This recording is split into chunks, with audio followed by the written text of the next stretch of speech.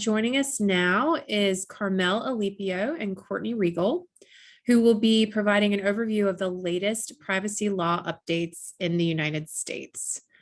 Carmel advises clients on data privacy and protection matters, including data breach notification and compliance with state and federal privacy laws, such as the Cpra, Tcpa, CAN-SPAM Act, and Coppa, as well as EU General Data Protection Regulation, GDPR requirements. Courtney helps clients on their legal issues involving trademarks and other intellectual property, licensing, domain names, privacy, and data protection. She regularly tracks emerging trends and legislation and advises clients on data security and privacy compliance and enforcement matters. Welcome, Carmel and Courtney. Thank you for the introduction, Carrie. Good afternoon, everyone. As Carrie mentioned, today, Courtney Regal and I will dive into privacy law updates in the United States. First, we're going to start out with the current U.S. data breach landscape.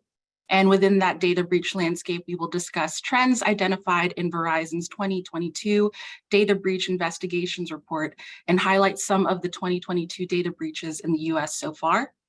Next, Courtney will discuss the landscape of U.S. privacy laws at the state level. Then I will jump back in and discuss how the FTC has forecasted its focus on privacy law. And then finally, we'll finish this discussion with an overview of the American Data Privacy and Protection Act currently being considered by Congress. So let's jump in. Before we dive into the data protection laws and regulations in the US, let's start at the point during which data protections in cybersecurity fail, data breaches. As you know, a data breach is classified as one because there is a confirmed disclosure of an individual's personal data to an unauthorized party, usually an external actor. All US states, including DC and US territories, have their own breach notification statutes governing whether the personal information disclosed is protected, as well as the requirements for providing notice of that data breach to affected individuals. Next slide. Now, what falls within the definition of personal information or personally identifiable information is largely state or territory specific. It usually includes the name of the individual, as well as sensitive, unencrypted data elements. Personal information usually does not include any de-identified information because de-identified information generally cannot be tied back to a person or used to identify that person. Next slide. However, some states define personal information more broadly to include more sensitive data, categories such as those listed on this slide. The key here is, can any representation of information on its own or combined with limited other data be reasonably inferred to identify the individual by any direct or indirect means? Next slide. Additionally, personal information generally does not include information concerning an individual's workplace, like their job title, any business phone number, or information put out there by the individual on social media sites, and includes their IP addresses, cookies, anything tied to a personal or work computer or mobile device. Now let's switch gears and talk about the Verizon 2022 Data Breach Investigations Report. So the DBIR was created to provide a place for security practitioners to look for data-driven, real-world views on what's currently affecting companies with regard to cybercrime. The 2022 DBIR, marking its 15-year anniversary, takes a look at data from November 2020 to October 2021 and analyzed almost 24,000 security incidents, with about 5,000 of those incidents being confirmed breaches. Now, it's important to note that the Verizon DBIR distinguishes between incidents and breaches. Again, an incident is a security event that compromises the integrity, confidentiality, or availability of an information asset. But a breach is an incident that results in the confirmed disclosure, not just potential exposure, of data to an unauthorized party. can say that every breach is an incident, but not every incident is a breach. Now, the DBIR also discusses how over the past year, ransomware attacks increased by 13%. Now, ransomware attacks are usually the result of 4 paths: compromised credentials, phishing, exploited vulnerabilities, and botnets.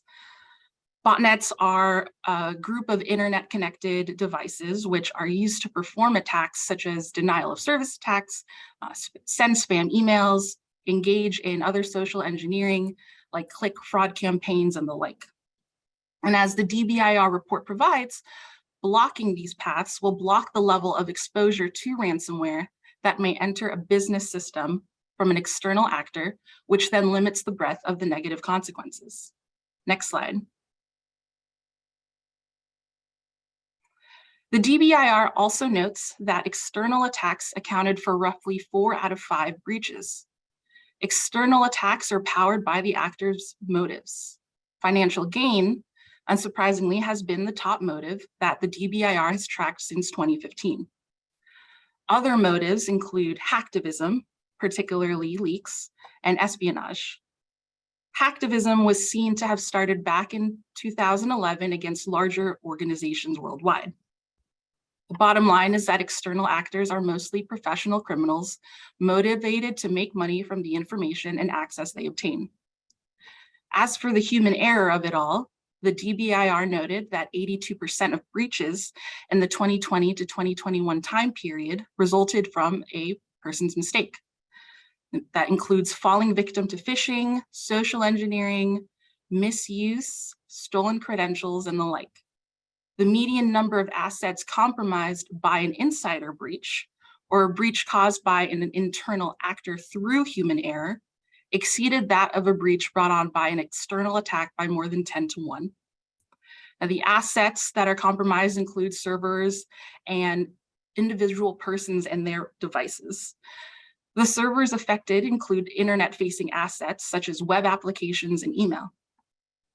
As to the effect on critical infrastructure, known as operational technology, those incidents accounted for approximately 3% of the total incident data, which may not sound like much, but is a 1% increase from 2020. Next slide.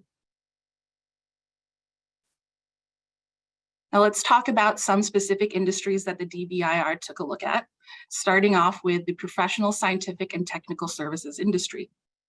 Now, this industry was susceptible to DOS attacks, denial of service attacks, probably the most familiar, which are intended to compromise the availability of networks and systems.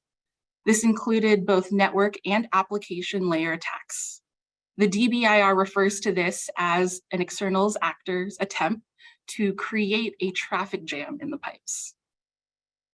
And this was the most common attack. 100% of incidents were confirmed to be external. And the DBIR looked at about 8,456 incidents.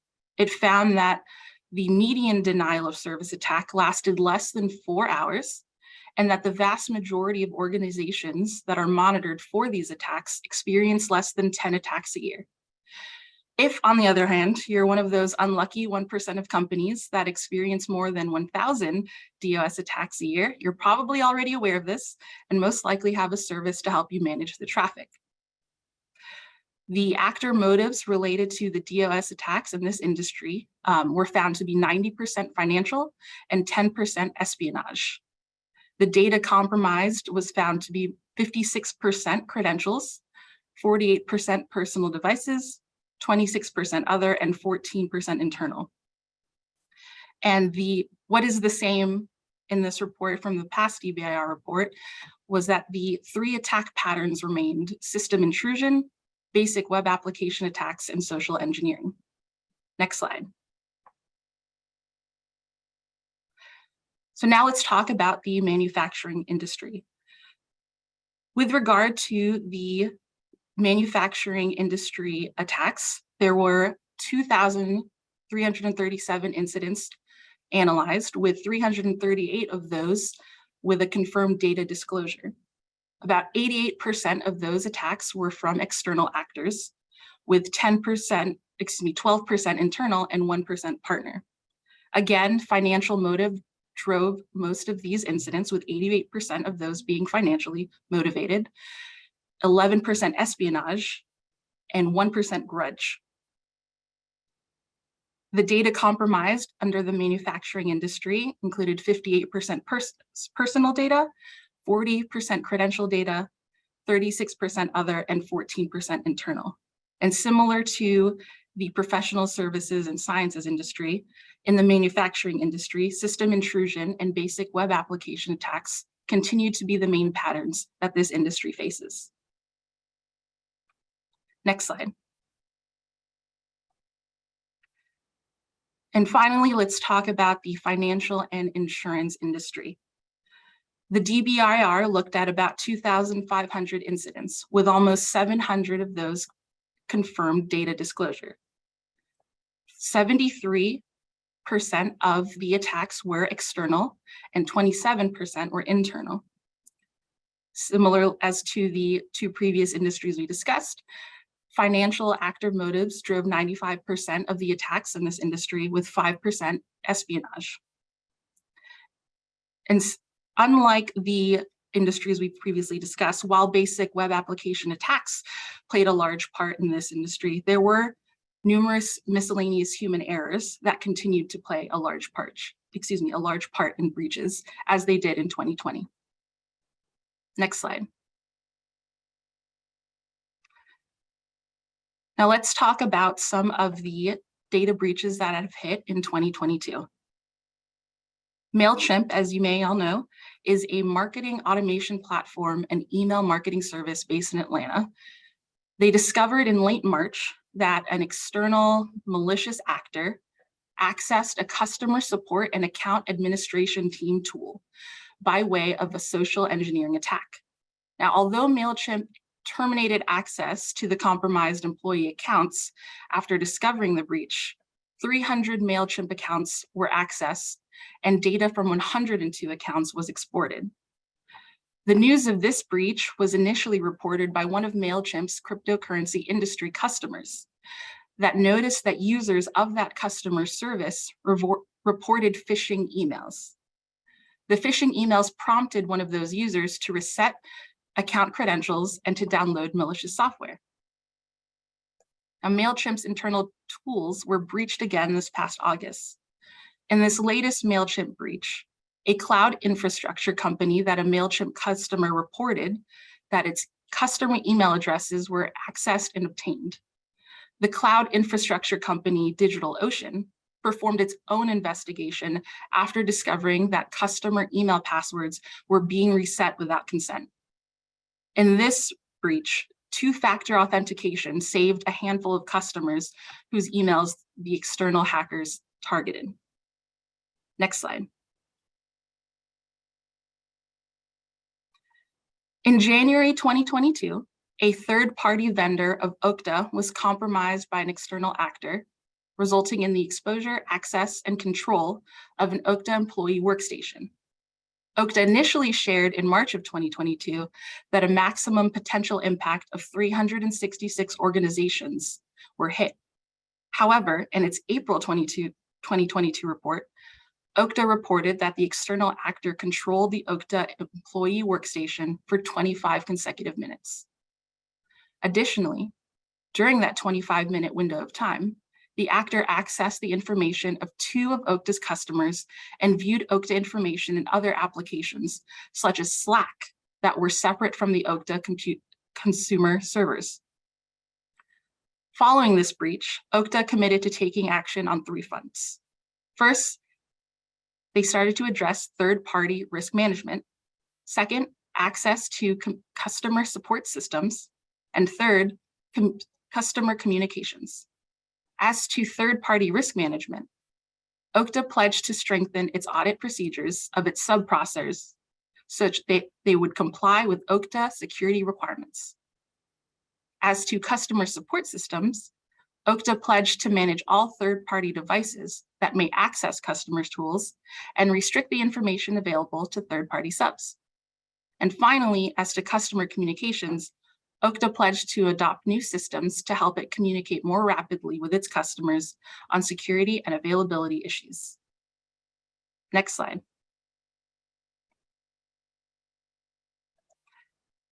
In September 2022, Uber fell victim to yet another data breach. While there is only one reported hacker, that hacker effectively used social engineering by posing as a colleague and tricking an Uber employee into sharing their credentials with the hacker. The hacker bombarded that employee with text messages and asked them to confirm that they had logged into their account. Ultimately, that employee caved and provided a two-factor authentication code to the hacker, which the hacker used to log in. After gaining access, the hacker was able to locate passwords on the local network and then gain access to privileged information reserved for system administrators. Evidence that a hack of a company doesn't need to be sophisticated or complicated, but human error is a true vulnerability is one of the things that we learned from this data breach. That hacker was able to take screenshots of Uber's emails, cloud storage, including financial and customer data like driver's licenses and code repositories, although there was no indication that the hacker destroyed any data. By posting screenshots to social media such as Twitter and sending those screenshots to security firms and to the media, the hacker demonstrated that the hacker had control. Now, Uber has also recently been in the news for another earlier data breach. You may recall that earlier this week, the former security chief for Uber, Joe Sullivan, was convicted of obstructing justice when he authorized payments to hackers who breached Uber's security and kept it from the FTC. And with that, I'm going to turn it over to Courtney, who's going to talk about the current US landscape of data privacy laws. So let's move along to the next slide and look at the current states that do have comprehensive data privacy laws. So right now, California, Virginia, Colorado, Connecticut, and Utah remain the only states to have enacted comprehensive data privacy legislation. Michigan, Ohio, and Pennsylvania are currently considering bills. We will look at the existing laws in a bit more depth in a moment with an emphasis on California and Virginia. So we can move along to the first slide, or to the next slide, where we will first take a look at California with the California Consumer Privacy Act, or the CCPA, and the California Privacy Rights Act, or the Cpra. So the CCPA has been in effect since 2020. Most provisions of the Cpra will become effective on January 1st, 2023. At this point, I know many of you here today are probably at least somewhat familiar with the CCPA. If you or your clients are already in compliance with the CCPA, complying with the Cpra might not be a significant lift, but there are definitely some changes to be aware of here. The Cpra established a new agency, the California Privacy Protection Agency, to implement and enforce the law. The California Privacy Protection Agency released draft regulations back in June for implementing the Cpra, but they are behind in their rulemaking process. Public comments were heard as part of the rulemaking process back on August 24th and 25th. But because of the delay, businesses have already requested an extension of on enforcement of the Cpra. Enforcement was set to begin on July 1st, 2023, after the law becomes effective on January 1st. But with those dates, the final Cpra regulations were originally due by July 1st of this year. So it may be that there is an extension there to give people a little bit more time to comply with the law and any updates that are in the final regulations. Now, we are not talking about European Union's GDPR or any other international laws today, but in terms of data privacy in the United States, the CCPA was pretty groundbreaking when it was passed back in 2018. Most significant obligations under the CCPA and the Cpra, as well as most of the other comprehensive data privacy laws that we will discuss today, are that covered businesses must post privacy policies with specific information included. This information typically includes what personal information the businesses collect, how they use personal information, and whether they sell personal information. The laws also require that covered businesses provide rights to consumers in relation to their personal information, such as the right to access and correct their personal information, delete their personal information, and opt out of the sale of their personal information. The laws also touch on how organizations must safeguard and treat personal information more generally, including language that must be included in contracts with third parties that covered businesses share personal information with. The CCPA and the Cpra also include a private right of action. Consumers whose non-redacted or non-encrypted personal information becomes subject to unauthorized access or theft as a result of businesses' violations of their duty to maintain reasonable security procedures and practices may institute a civil action. Let's go ahead and move on to the next slide. Oh, sorry, actually go back to that last slide. We'll stay there for just a moment. The CCPA and the Cpra have similar applicability and cover for-profit entities that process consumers' personal information and do business in the state of California, and also meet one or more of the following thresholds. Those thresholds are annual gross revenues in excess of 25 million in the preceding calendar year. This includes all revenues, not just revenues in the state of California. Annually buys, receives, sells, or shares the personal information of 100,000 or more consumers or households. This is the Cpra's requirement. That's up from only 50,000 consumers under the CCPA. So there may actually be a few businesses that are no longer covered by the obligations of the Cpra, or derive 50% or more of their annual revenues from selling consumers' personal information. Notably, businesses can be subject to the laws without being physically located or having an office in the state of California if they do business there and meet the other requirements. So as I briefly mentioned, the Cpra does create some additional rights and expand some obligations under the CCPA for covered businesses. An example of this is that consumers under the Cpra will be able to opt out of the sale or sharing of their personal information. And also, depending on what information businesses already have included in their CCPA compliant privacy policies, they will likely need to make some updates regarding disclosures and the information on the rights that consumers have under the Cpra. Let's go ahead and move on to an update on enforcement efforts under the CCPA.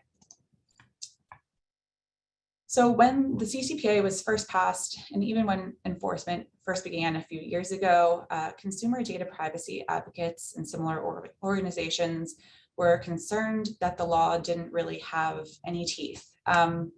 Just in August of this year, on August 24th, California's Attorney General announced the first CCPA enforcement settlement, which was issued together with a strong message and a press release regarding compliance with the CCPA. The settlement involves Sephora, and it resulted from a sweep of enforcements by the Attorney General last year. Prior to the Attorney General's investigation, Sephora had been notified of its alleged CCPA violations, but it failed to cure these within the 30-day period under the CCPA. This failure then prompted the Attorney General to initiate the investigation and enforcement action. So as a result, the Attorney General found that Sephora failed to disclose to consumers that it was selling their personal information, failed to process user requests to opt out of the sale of their personal information via user-enabled global privacy controls, and did not cure the violations, as I mentioned, in that 30-day period currently allowed by the CCPA. Just a note on those global privacy controls, you may have noticed the links that say do not sell my personal information on websites from companies that are complying with the CCPA. Instead of having to click that link and opting out from every website that you visit, the global privacy control is an option that allows users to just select a universal global setting, making this choice. And with the Attorney General's announcement regarding the Sephora settlement, they're making very clear that businesses need to be honoring those global privacy control requests. It's also worth noting that while Sephora had 30 days to cure its alleged CCPA violations, that the CCPA's notice and cure provisions actually will expire on January 1st, 2023, as well as certain other exemptions that were available under the CCPA, but are not under the Cpra. So we can go ahead to the next slide and talk about the result of the enforcement action. So Sephora agreed to pay $1.2 million and also must clarify its online disclosures and privacy policy to include an affirmative representation that it sells personal information, must also provide mechanisms for consumers to opt out of the sale of their personal information, including by those global privacy control settings, conform its server provider agreements to the CCPA's requirements, and provide reports to the Attorney General relating to its sale of personal information, the status of its service provider relationships, and its efforts to honor global privacy controls. It's probably worth noting here too, regarding the affirmative representation that Sephora sells personal information. Something I think businesses have a difficult time with under the Cpra and not even the Cpra is the definition of sale. Under these laws, the definition is very broad, and it's not just the sale of personal information for monetary consideration. As we'll see when we look at some of the other laws, they have narrower definitions of sale of personal information, but just be aware that under California, it is very broad.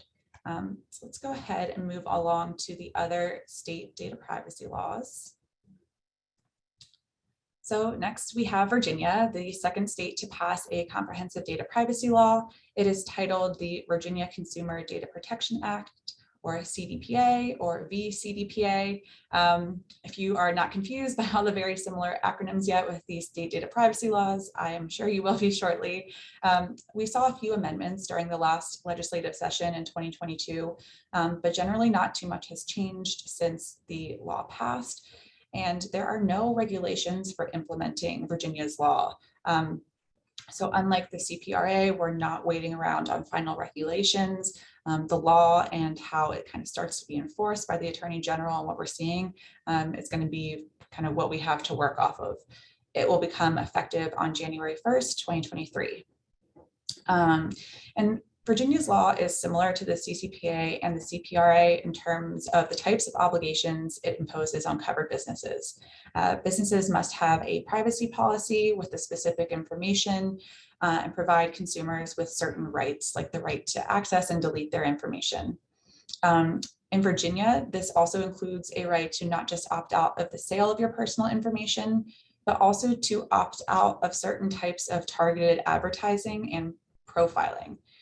The law also requires that certain language be included in contracts with third parties, and that's similar to the other state laws and California as well. So we'll go ahead to the next slide, and essentially we're just going to note the titles of the other state laws and when they will be enacted, and then what we'll do is a bit of comparison on the important similarities and differences between the laws, so everyone can have a bit of a better feel for what overall compliance efforts will look like here. So next up, we have Colorado. It's being called the Colorado Privacy Act, or the CPA. It becomes effective July 1st, 2023. Go ahead. The next is Connecticut. It was passed this year in May and became the 5th state to enact comprehensive consumer privacy legislation. Its title was an act concerning personal data privacy and online monitoring, the CTDPA. It becomes effective July 1st of next year as well. And then finally, we have Utah, and it is being called the Utah Consumer Privacy Act, or UCPA. It will not become effective until December 31st, 2023. So the next law to become effective outside of California is Virginia's law on January 1st. So going on to the first slide of similarities between Virginia, Colorado, Connecticut, and Utah. The next few slides are going to cover similarities between these laws. There's a lot of similarities with the CCPA and Cpra as well, but these other laws are almost like a CPRA Lite, and they also include similar definitions and other obligations that are actually not included in the CCPA or the CPRA. So I think it's helpful to discuss these four together so you can have a bit of a better idea of compliance across all four. In terms of applicability of the laws all use the terms controllers and processors when describing covered entities, which are not used in California and are borrowed terms from the GDPR. To be subject to these laws, you need to process 100,000 or more consumers' personal data annually, or derive revenue from the sale of personal data and process the personal data of 25,000 or more consumers. Utah also has a $25 million in gross revenue annual threshold, but this is in addition to processing a certain number of consumers' personal data. And it's not like California's laws where if you meet any one of the thresholds. So for example, in California, if you have gross revenues of over 25 million and meet the other requirements, you're subject to that law, even if you do not meet the number of 100,000 or more consumers. So let's go ahead to the next slide on similarities. So all these laws, like California, are going to require that businesses post a privacy policy that includes specific information, such as the type of information being collected from consumers, how the businesses are using personal information, and whether personal information is sold or shared. These laws also, as I mentioned before, have a bit of a different definition of sale than the CCPA and the CPRA. The definition of sale is narrower and is more tied to actually selling personal information for monetary consideration. But then the laws separately address consumers' rights in terms of opting out of a business's use of their personal information for targeted advertising and profiling. Just a note here that Utah doesn't have a concept of profiling, and under Virginia's law, just to give you a better idea of what profiling entails, Virginia's definition of profiling is any form of automated processing performed on personal data to evaluate, analyze, or predict personal aspects related to an identified or identifiable natural person's economic situation, health, personal preferences, interests, reliability, behavior, location, or movements. All right, let's move along to the next slide. So consent. Consent is a really important issue to note under Virginia and these other state laws, and that is new from the CCPA or the CPRA. In Virginia, Colorado, and Connecticut, but not in Utah or California, consumers must actually opt in to the processing of their sensitive personal information. The definitions of sensitive personal information vary a bit of what is pulled in. And I'm going to read Virginia's definition again, that sensitive data means a category of personal data that includes personal data revealing racial or ethnic origin, religious beliefs, mental or physical health diagnosis, sexual orientation or citizenship or immigration status, processing of genetic or biometric data for the purpose of uniquely identifying a natural person, the personal data collected from a known child, or precise geolocation data. So under those state laws, covered businesses cannot process any types of those sensitive information concerning a consumer without obtaining the consumer's consent first. And then we've touched on this a little bit already, but like the CCPA and CPRA, all of these state laws require contracts between controllers and processors or service providers, depending on the terminology. And those need to include specific language in some cases. So that is definitely something to be aware of. We can move on to our last slide on similarities. Here's the private right of action question. None of these state laws except California have a private right of action. That's fairly significant because that means that what businesses are really going to need to look out for here is enforcement from the relevant authority, which is most likely going to be the state's attorney general. All of these states provide an opportunity for businesses to cure violations. As we mentioned, this is largely being eliminated in California under the CPRA. So in Virginia, Colorado, Connecticut, and Utah, it will be important to take any notices of violations seriously and comply with any alleged violations or issues within those cure periods, and you might be able to save yourself a Sephora type settlement. Another similarity between these laws is that they require annual data impact assessments. This is not required in Utah, and it was previously not a requirement under the CCPA, but it is under the CPRA. So if you've been complying with the CCPA and aren't already ready to have these data impact assessments, just be aware that that's something that will start being required under the CPRA. And then the last note here is that all states, California included, require that covered entities implement and maintain reasonable administrative, technical, and physical data security practices. We can move along to our last slide on the state data privacy laws. This is just pointing out a few key differences between the state data privacy laws that we've mentioned today. So here I would again point out the importance of those opt-in requirements under the laws not including California, as well as the definitions of sensitive information under those states. If you're processing sensitive information, you should be getting opt-in consent first. And like I said, the types of information that will be considered sensitive information varies by state. Another difference is just the applicability of the laws themselves. Colorado, I would point out, it interestingly does not have a nonprofit exemption at this point. So that might be something that nonprofit organizations especially need to be looking out for. Another important difference, and a really important topic that Carmel will mention a little bit more in a moment, is children's information. Protecting children online is a topic that is getting a lot of attention right now, and businesses should really be paying attention to any obligations with regards to minors' data, especially if you have a website that arguably targets children.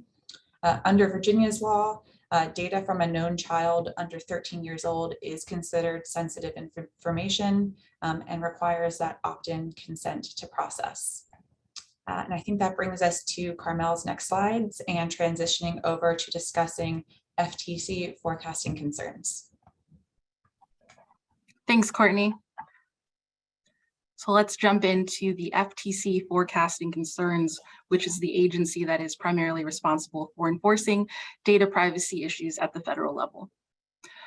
Recently, the FTC announced that it is exploring rules to crack down on harmful commercial surveillance practices that collect, analyze, and profit from information about people. In this part of our presentation, I'm going to discuss the FTC's commercial surveillance and data security action items, and also touch on some FTC complaints that were filed and settled to address the overextended practices of companies towards children and consumer information. Next slide.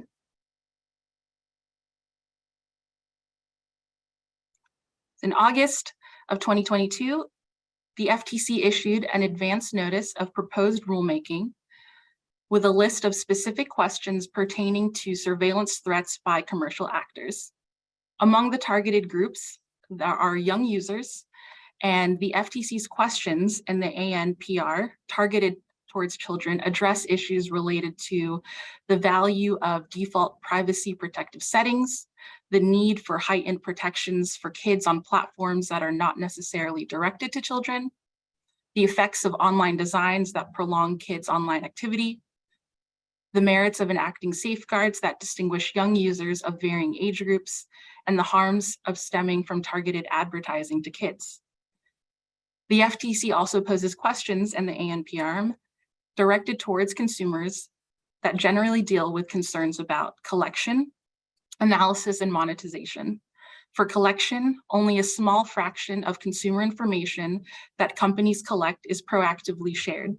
The FTC is concerned about companies' incentives to track and surveil consumers' online activities as much as possible.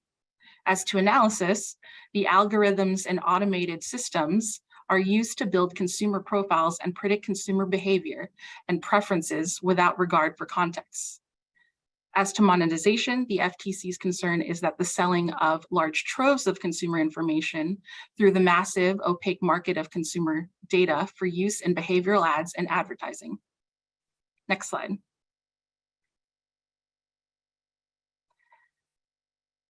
And as I discussed earlier, the FTC's concern relating to commercial surveillance includes their concern about lax data security, harms to kids, consent and retaliation. That is, when a company requires someone to sign up for surveillance as part of a condition for service, or pay a premium to keep their information private, is that really consent? Also, surveillance creep, when companies reserve the right to change their privacy terms after a consumer signs up. If the company changes its terms, the consumer often has to forego their right to continue to use that service. Next, inaccuracy. Companies do not publicly disclose how their algorithms work, and so consumers rarely get a chance to review or dispute any analysis about their data. And their other concerns as listed, as you can see, are bias and discrimination and dark patterns. Next slide. So I'm just going to briefly touch on the FTC's privacy rulemaking steps that it will go through throughout this process, commonly known as the notice and comment rulemaking process. Typically, the FTC engages in rulemaking by first publishing a notice with a proposed text of the rule, which explains the FTC's reasoning and asks for public comment. The public can respond to an ANPR, a notice of proposed rulemaking, and by responding at an informal hearing. Now, the FTC has gone through this process many times before. As to privacy, in 2012, the FTC approved revisions to Cpra regulations, broadening the definition of protected information for children to include photos, videos, geolocation information, and online cookies. The FTC has proposed a trade regulation rule on commercial surveillance and data security. Comments are due on or before October 21st, 2022, with the categories we just discussed. Next slide. So now let's get into some FTC efforts. We're starting off with a matter that the FTC settled back in March. WW International's wholly owned subsidiary, Curbo Inc., offered a weight management program for children and teens, as well as adult consumers throughout the US. At issue was the Curbo by WW application. Between 2014 and until September 29, 2019, users had a choice to sign up on their own behalf by indicating that they were at least 13 years of age, or as a parent signing up for their child. However, the application had a non-neutral age gate. So even though it was set up to screen users under 13 from registering, children could still register without involving a parent or guardian by simply indicating that they were at least 13 years old. If the child signed up, they were able to provide personal information like their name, email address, their food intake, and other sensitive information like health and physical activity, and height and weight information. Also, if a child signed up indicating that they were at least 13, but then later changed the birth date to reflect their true age, the application still allowed them to still have access and to continue to provide their information. But then the FTC got involved and contacted defendants about their Cpra compliance requirements. So defendants implemented a new age gate on the application, which was a pop-up screen with a legal disclaimer stating in part that if you are a child under 13, to please ask your parents to join the app for you. However, this age gate continued to signal to children that they could still sign up by simply stating that they were at least 13. So as part of the filed FTC complaint against the defendants, WW International and its subsidiary, Curbo, the FTC alleged that defendants retained the personal information of children that they collected online indefinitely, and they only deleted information when they were specifically requested to by the parent or guardian, even if the child's account was not accessed for multiple years. The FTC also took issue with the lack of parental notice associated with the application. The app did not solicit parental consent and initially provided notice only on their website. The notice was then added to the application when the FTC first got involved, but that notice was also deficient because it did not clearly and completely specify the categories of information that they collected from children. It was this lack of direct notice that is required under the Cpra rule that also failed to take into account available technology to ensure that the parents and guardians actually receive the notice instead of simply placing hyperlinks to that notice in the app. Defendants eventually entered into a stipulated settlement order a month after the FTC filed its complaint. Defendants were ordered to pay a $1.5 million penalty and were ordered to delete and destroy all children's information and algorithms derived from the app. Next slide.